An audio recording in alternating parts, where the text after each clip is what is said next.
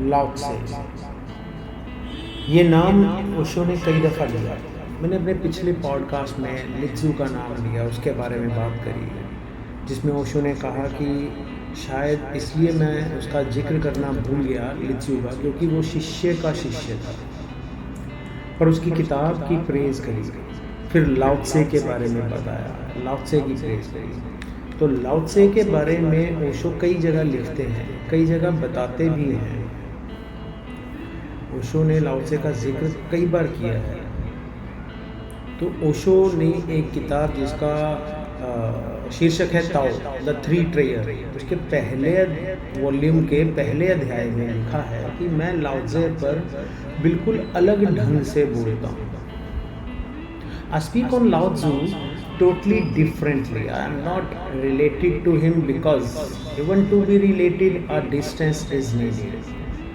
क्योंकि मेरा उससे कोई संबंध नहीं, क्योंकि मेरा उससे कोई संबंध नहीं है, क्योंकि संबंध रखने के लिए भी दूरी ज़रूरी है। मैं उससे प्यार नहीं करता, क्योंकि आप खुद से कैसे प्यार कर सकते हैं।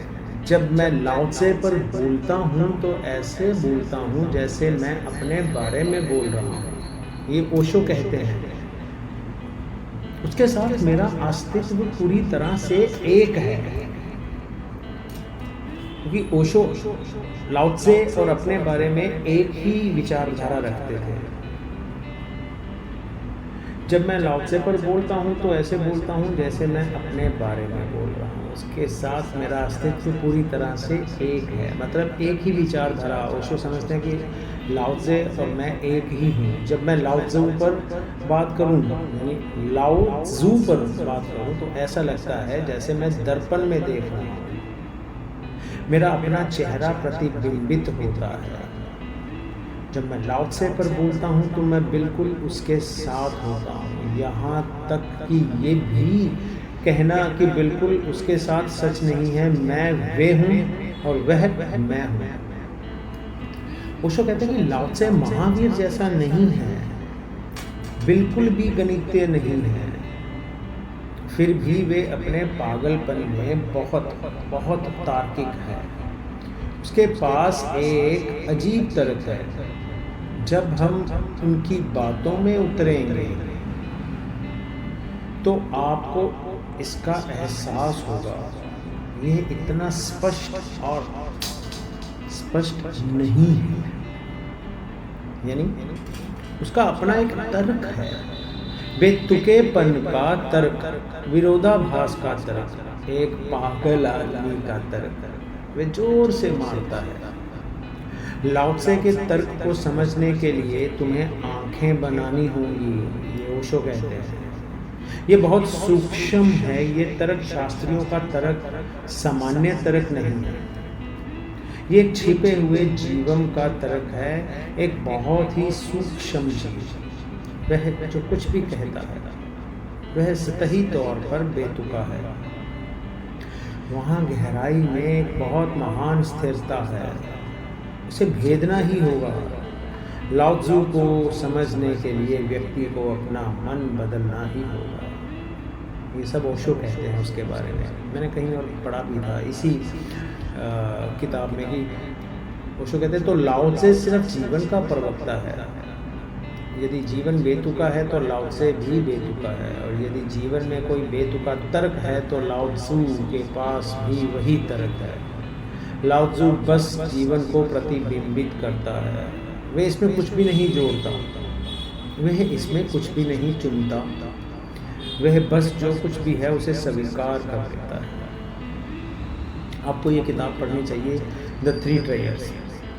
लाओ त्से उन कुछ गुरुओं में से एक है जिन्होंने सत्य को यथासंभव सटीकता से कहने का प्रयास किया है। लाओ Tzu is just a sportsman of life. उन्होंने अभिव्यक्ति की दुनिया में लाने के लिए शब्दहीन अनुभव को छोटे शब्दों की सीमा में लाने के लिए जबरदस्त प्रयास किया है। जो शब्द हम जानते हैं वे संसारिक हैं, वे सामान्य दैनिक उपयोग के लिए हैं, और जो अनुभव परम मौन में घटित होता है वह उनसे सर्वथा परे है, लेकिन फिर भी इसे अभिव्यक्त करना होगा। यदि अभिव्यक्त नहीं किया जाए तो कम से कम संकेत तो किया ही जाना चाहिए। लाओ त्से के शब्द चंद्रमा की ओर इशारा करने वाली उंगलियां हैं। उंगलियों से मत चिपके रहो, उंगलियों को भूल जाओ और चंद्रमा को देखो और महान अंतर्दृष्टि तुम में उतर आएगी। ताओ ते चिंग जैसा कोई अन्य धर्म ग्रंथ नहीं है। इसका सीधा सा कारण ये है कि इसका हर एक शब्द अत्यधिक गर्भवती है।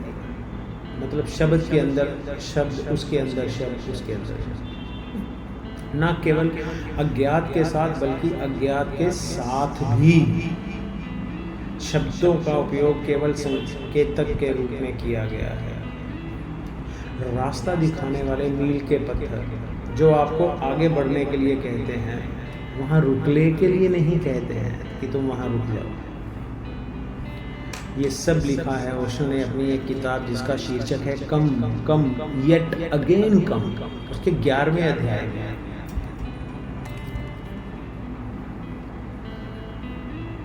लाओ त्से की सबसे महान कहावतों में से एक है, सबसे खूबसूरत कंपनी वह है जब आप किसी के साथ ऐसे रह सकते हैं जैसे कि आप अकेले हैं। यानी one of the greatest saying of Lao Tse is the most beautiful company is when you can be with someone as if you are alone। मतलब कि तुम अकेले। लाओ त्से की अंतर्दृष्टि देखिए। जब आप किसी के साथ ऐसे रह सकते हैं जैसे कि आप अकेले हों, जब वे आपको इतनी शांति और इतनी आज़ादी देता है कि आप बिल्कुल अकेले होते हैं जैसे कि वास्तव में अकेले हैं, उसकी उपस्थिति कोई बाधा नहीं है। वास्तव में उसकी उपस्थिति आपके अकेलेपन को बढ़ाती है, आपके अकेलेपन को समृद्ध करती है। आपको एक किताब और पढ़नी चाहिए ओशो द्वारा लिखी हुई, उसका शीर्षक है गाइडा स्पिरिचुअल। उसका 5वां अध्याय है जिसका मैं जिक्र कर रहा हूँ यहाँ पे। ओशो ने एक प्रवचन में कहा था, जब मैं लाओ त्से पर बात करता हूँ तो मैं कहता हूँ कि मैं लाओ त्से की बात करता हूँ, क्योंकि जब वह ये बात कर रहा है मैं वहीं खड़ा हूँ। कितनी गहरी बात, कितनी आसानी से कही जाती है, क्योंकि जब जहाँ से वह बात कर रहा है मैं वहीं खड़ा हूँ। वह जो कुछ भी कहता है मैं चाहता हूँ कि वह स्वयं ही कहता है। मुझे एक भी ऐसा बिंदु नहीं मिला जहाँ मैं कह सकूँ कि मैं उससे असहमत हूँ। ये ओशो कहते हैं उसके बारे में, because from where he is talking I am standing there. Lao Tzu is a luxury, a let go. मतलब लाओ त्से एक विलासिता है, एक त्याग है। मैं को याद रखें, यह एक विलासिता है, एक त्याग है। यदि आप खर्च कर सकें तो सुंदर, यदि आप बर्दाश्त नहीं कर सकते तो यह केवल एक इच्छा और निराशा पैदा करता है और कुछ नहीं। एक इच्छा कि आप अगर छलांग लगा सकें तो चीज़ें कैसी होंगी। एक जबरदस्त चाहत पैदा होती है। तुम अपनी चाहत में उसे इतना करीब महसूस करते हो, लेकिन तुम छलांग नहीं लगा पाते क्योंकि साहस नहीं है। और अचानक वे एक तारे की तरह बहुत दूर है। निराशा आप पर पड़ती है। ये सब लिखा है ओशो ने अपनी book yoga the alpha and omega, उसके 5वें वॉल्यूम के 4थे अध्याय में, जिसका मैंने आपको एक सार सा सुना दिया है। क्योंकि ओशो लाओ त्से की तरह ही बात करते हैं, समझना पड़ता है कि ओशो क्या समझा रहे हैं। उनकी एक किताब है Tao the road, Tao the way of Tao, ये किताब का शीर्षक है। उसका दूसरे वॉल्यूम के 19वें अध्याय, यदि आप कभी पढ़ें तो आपको तब मेरी याद जरूर आएगी, क्योंकि उसका सार ये है कि ओशो कहते हैं यदि हम लाओ त्सु को समझना चाहते हैं तो हमें सोचने के तरीके को अलग रखना होगा। अगर हम लाओ त्से के पास अपने दृष्टिकोण, अपने शब्दों, अपने पूर्व कल्पित धारणाओं के साथ जाएं तो ये तय करना मुश्किल हो जाएगा कि वह सही है या नहीं। अपने विचारों और अवधारणाओं को अलग रखें, तभी तुम उसे समझ पाओगे, तब आप निर्णय कर सकेंगे कि वह सही है या गलत, लेकिन उससे पहले नहीं। समझना ही एक बाधा है, क्योंकि हमारे सोचने का ढंग एक है और लाओ त्से का सोचने का ढंग बिल्कुल विपरीत है, जस्ट एन ऑपोजिट। ये ऐसा है मानो हम स्पर्श की इंद्रियों से चीज़ों को पहचानते हैं, जबकि वे अपनी आँखों का उपयोग करता है और देखता है, या जैसे कि हम अपनी आँखों का उपयोग करते हैं और वे अपने कानों का उपयोग करता है, तब भाषा अलग हो जाती है।